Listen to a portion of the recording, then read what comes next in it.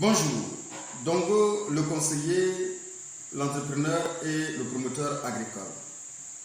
Si vous cherchez des astuces, si vous cherchez des connaissances, si vous cherchez des motivations en réalité pour mieux vous lancer dans cette aventure agricole, je pense que vous êtes vraiment à la bonne porte. Alors, la plupart des temps, nous passons nos temps à vous dire tout simplement, si vous voulez vraiment réussir dans cette aventure agricole, il faut d'abord se faire former. Effectivement, c'est ce que nous avons l'habitude de vous dire. Mais est-ce que la question que je me pose aujourd'hui, est-ce que nous choisissons réellement la bonne formation? Est-ce que effectivement connaître l'itinéraire technique de chaque culture fait de nous des hommes bien formés? Est-ce que connaître les thèmes techniques agricoles fait de nous des hommes bien formés? Bon, je pense que si c'était vraiment le cas, l'agriculture devrait être tenue par les ingénieurs agronomes. Effectivement, parce qu'eux, ils sont hyper formés, effectivement. Si c'était vraiment le cas, l'agriculture devrait être tenue par les techniciens agronomes. Effectivement, parce qu'ils sont hyper formés également. Alors, pour moi, effectivement, la formation en réalité dont on parle ici, ce n'est pas vous qui venez vous lancer en réalité en agripreneuriat. Ce n'est pas cette formation dont vous avez besoin en fait. Voilà, pour moi, la formation d'un agripreneur est différente de la formation d'un ingénieur agronome qui est théorique, qui passe tout le temps dans la théorie.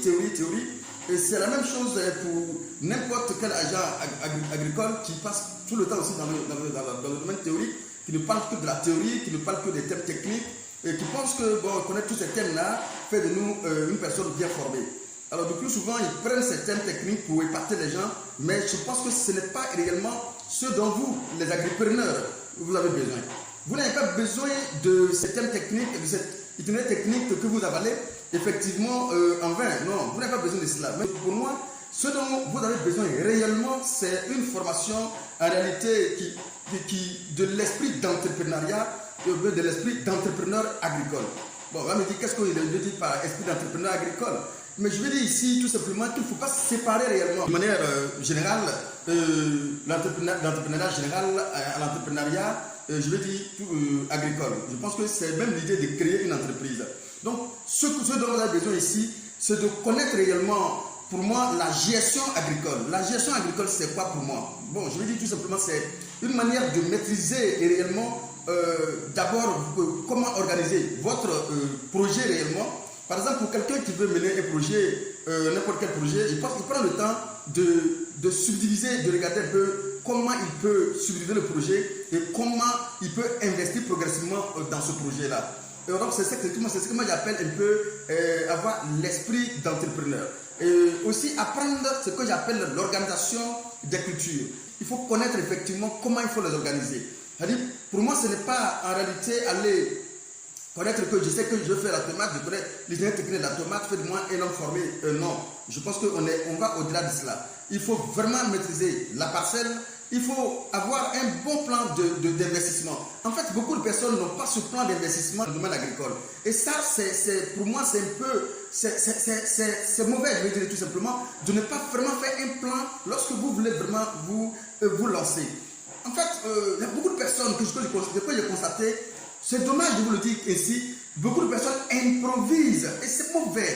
Beaucoup de personnes improvisent lorsqu'ils veulent vraiment investir, ils improvisent. Ils prennent l'agriculture, l'agripreneuriat comme un investissement. Je pense qu'on peut le faire dans le tas.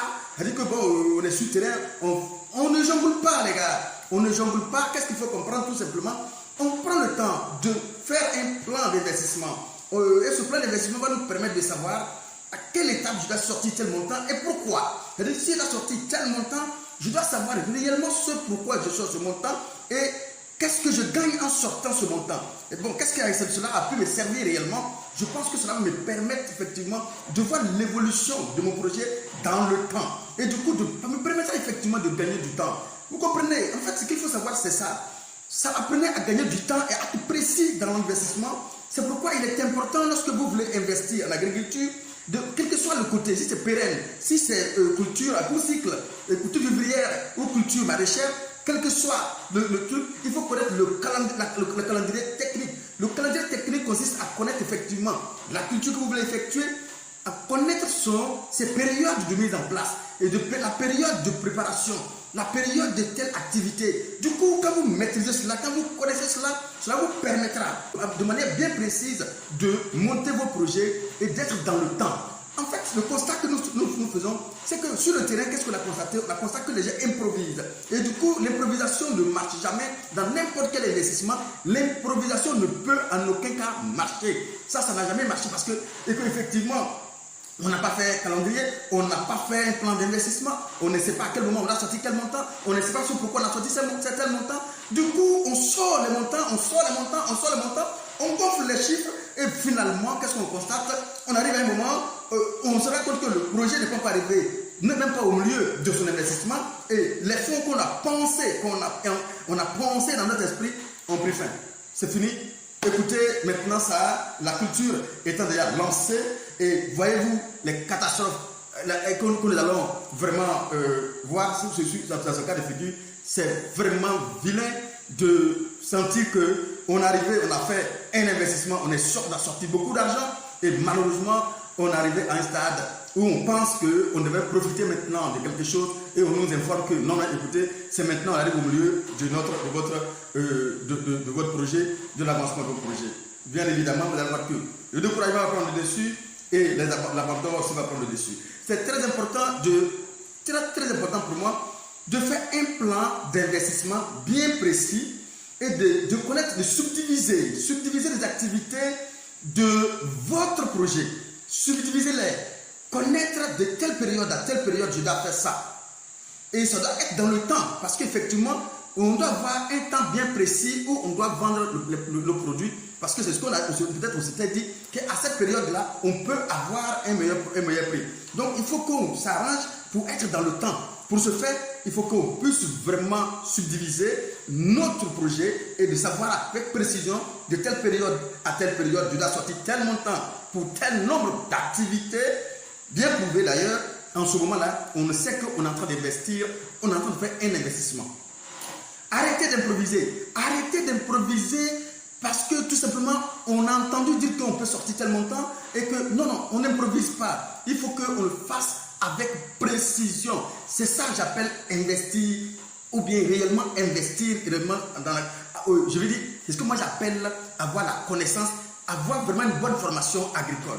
Avoir une bonne formation agricole, c'est parvenir effectivement à rentabiliser le projet agricole. Ce n'est pas de donner aux gens, faire comme ci, faire comme ça. Non, ce n'est pas le cas. Ici, nous sommes maintenant là, en entreprise. Du coup, il faut que je sorte un résultat, et bien évidemment, sinon, je n'ai pas la raison d'être là. Je ne suis pas je vais dire un ingénieur, je ne suis pas aussi également un technicien pour donner des cours, ou bien un professeur. Non, il fallait donner des cours aux gens. Non, je suis un entrepreneur. Je viens là pour avoir de l'argent. Du coup, il faut que je le fasse comme un entrepreneur. Un entrepreneur organise. Il s'organise, il organise tout ce qu'il fait et puis il le fait avec précision. Et du coup, il ne tombe pas dans le coup comme ça, sans savoir effectivement où il s'en va. C'est très important de savoir cela. Et ça, je le dis parce que c'est le constat que nous avons effectué. Personne ne prend le temps effectivement aujourd'hui de faire un travail bien, je dirais, bien coordonné, bien agencé, de sorte à savoir effectivement ce qu'elle est en train de faire. Mais il se rend compte effectivement, à un moment donné qu'il a travaillé en vain. Et ça, arrêtez un peu de sortir votre argent sans savoir effectivement quand et comment il faut le sortir, et sans savoir effectivement à quoi ça sert bien précisément. Ça, je veux que vous notiez cela. Connaître aussi avec précision les différentes étapes de votre projet. Il faut connaître avec précision les différentes étapes de votre projet. Et ça, il faut que, si quelqu'un vous travaille avec quelqu'un, il faut que la personne vous donne ça sur, c'est-à-dire qu'il fait le plan déjà, et puis vous avez ça, vous connaissez ça quelque part, dans votre chambre, dans votre douche. En tout cas, vous connaissez ça au mur. Il fait le plan réellement de ce projet, il vous donne, vous connaissez ça au mur, avec précision, de telle date à telle date, voici ce qu'on doit faire, et ça doit se faire en tel nombre de jours, en tel nombre de temps, effectivement, lorsque vous avez ça, et que vous devez savoir, si vous n'êtes pas dans le temps, immédiatement, ça vous interpelle. Est-ce que cette activité est finie? Oui, ok, on est dans le temps. Si ce n'est pas fini, non. Et à chaque fois qu'on vous dit une activité est finie, barrez l'activité. Si c'est fini, barrez l'activité. Vous connaissez avec précision si vous êtes dans le temps pour atteindre vos objectifs ou pas. Ça, c'est très important. Connaître toutes les étapes de votre projet. Ça, il faut que je le souligne. Il faut que je vous le dise encore et encore, parce que mon rôle, c'est de vous interpeller encore et encore. Tant que je suis là, je passerai tout mon temps à vous interpeller pour que vous parveniez un jour à sortir un résultat dans vos différents projets que vous menez. Et puis, tout le temps, c'est la formation, c'est une formation. Ce n'est pas une formation, c'est un manque de rigueur en réalité qui fait qu'on tombe dans ce genre de choses-là. Et ça, je le parle d'abord en passant par moi-même. J'ai dit, ce manque de rigueur, on a effectué ça beaucoup de fois. Et ça, après, on a connu, on a compris qu'on a fait un travail sans rigueur. Et du coup, les conséquences sont ce qu'elles sont. Et on a que les yeux pour pleurer. Ça, notez ça précieusement. C'est très important de noter ça. Il faut d'abord aussi connaître combien on peut avoir lorsqu'on investit sur telle période. Mais attention, parce que c'est ce qu'on dit. Et c'est ce que souvent mettent beaucoup de personnes en erreur.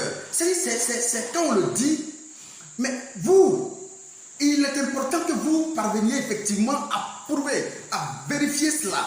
Mais comment vérifier quelque chose si vous ne prenez pas soin de partir par une petite portion pour vérifier effectivement si je peux avoir ce genre de montant-là vraiment à l'hectare? Il faut connaître d'abord avec précision. Ça veut dire quoi? Ça veut dire que lorsque on dit je peux avoir 10 millions à l'hectare, on doit donner l'itinéraire technique de ces 10 millions à l'hectare. Et cet itinéraire technique doit être respecté sur une petite portion. Écoutez, je prends une petite portion, je respecte à la lettre l'itinéraire technique, c'est-à-dire que ce qu'il faut mettre, quand il faut le mettre, comment il faut le mettre. L'itinéraire technique à la lettre, je dois respecter ça sur une petite portion. Et lorsque je connais avec cet itinéraire technique choisi, lorsque je connais avec précision ce que cela m'a donné, effectivement, je peux essayer d'étendre ça. C'est-à-dire qu'en fonction de ce que j'ai gagné ici, ça me permettra effectivement de dire, oui, là, avec ce que j'ai gagné là, si je fais ça à grande échelle, avec le même itinéraire technique, ou encore aussi essayer de l'améliorer, je peux gagner plus que ça, ou je peux gagner même mon temps. Donc, je suis dans le temps. Et ça me permet d'évaluer effectivement que je suis en train de travailler, je suis en train de sortir de l'argent pour des fins bien précis, pour avoir un résultat, parce que je suis agripreneur, parce que je suis un entrepreneur, et je ne suis pas un enseignant, je ne vais pas me former pour venir enseigner des gens, je suis venu me former pour venir sortir de l'argent, parce que je suis un agripreneur et un entrepreneur à la fois. Donc tenez compte de cela, parce que c'est très important de savoir ces petits détails-là. C'est parce que je pense que c'est ce qui fait que beaucoup de personnes arrivent à se taper la tête sur le mur, et après on voit ce qu'on voit. Ça c'est mauvais. C'est mauvais. C'est pourquoi je tiens à vous dire tout simplement, si vous voulez vraiment vous former en agriculture réellement, je veux dire, nous pouvons vous accompagner dans votre formation. Oui, on va vous donner, après toutes ces nombreuses années cumulées, et aujourd'hui, je ne suis pas là pour tenter de vous vendre des illusions, mais je pense qu'on a eu le temps de comprendre un peu comment ces choses-là fonctionnent, et on a eu le temps effectivement de maîtriser ce nombre de choses et de savoir comment organiser une parcelle réellement pour sortir le maximum possible dessus. Parfois, c'est ce qu'on veut faire avec nos différents collaborateurs que nous avons, mais parfois, on sent qu'on a un peu aussi également, ça aussi je le souligne, on a un peu aussi un excès d'informations qui est dans notre esprit parce qu'on a tellement consommé de connaissances que parfois, on veut tout mettre en application à la fois. Et ça, c'est mauvais, parce que je réponds ça souvent, c'est mauvais. Ce qui fait qu'aujourd'hui, on n'arrive pas à décoller réellement. C'est l'ensemble d'informations cumulées, du coup, qu'on veut faire à la fois, qui fait qu'on n'arrive pas réellement à sortir les résultats que nous devrons avoir. Il faut que vous le sachiez, c'est très important. Voilà. Je pense que il faut faire les choses telles que nous vous disions et sans vraiment brûler les étapes. Ça, c'est très important. Sans vraiment brûler les étapes techniques. Parfois, beaucoup de personnes brûlent aussi les étapes techniques dans leurs différents projets, dans la mise en place de leurs différents projets. Et ça paye cash. Parce que lorsqu'on dit 30 tonnes à l'hectare, il faut savoir qu'est-ce qu'il faut mettre, quand il faut le mettre, comment il faut le mettre. Parce que si je dois faire des choses et que je dis ok, ça peut attendre, non, on ne peut pas sortir ce résultat en brûlant les étapes.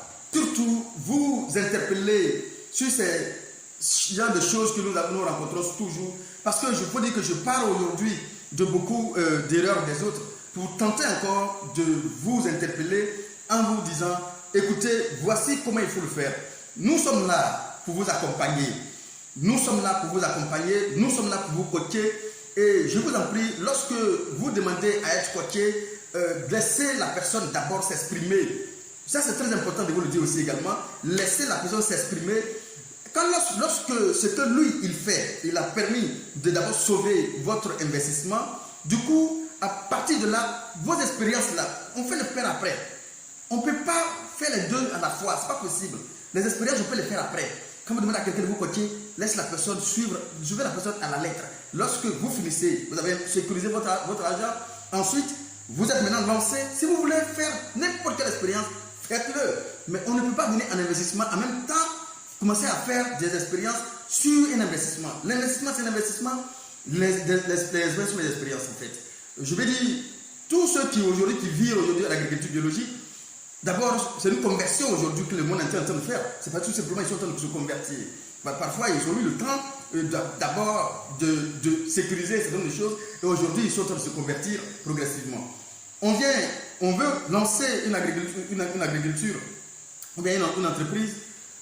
C'est maintenant, on va tenter de jongler entre l'agriculture conventionnelle et l'agriculture biologique. Le plus souvent aussi, ça joue beaucoup sur vos différents investissements.